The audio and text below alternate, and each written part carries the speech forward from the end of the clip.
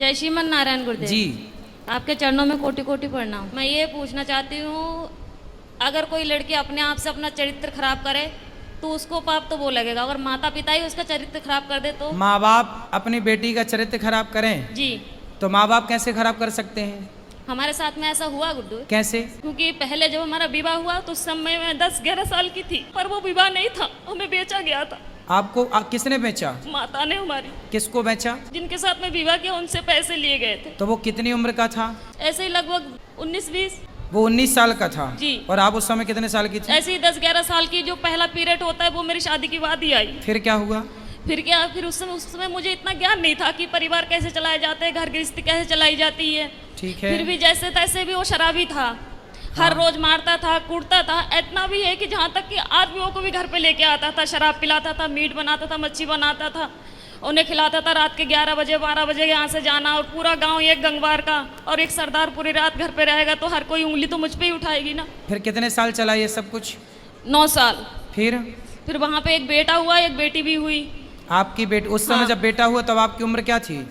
ऐसे लगभग 16-17 साल की थी। ठीक है। फिर जब वो ज़्यादा ही परेशान करने लगा तो मम्मी पापा ने वहाँ से घर ले आए।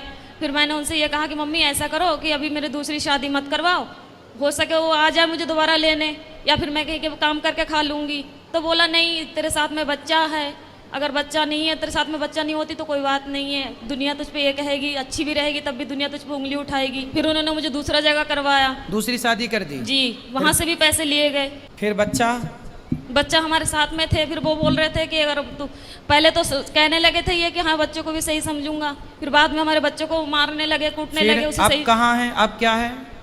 अब मैं वहाँ से दूसरी जगह हूँ। अब उसको भी छोड़ दिया? जी।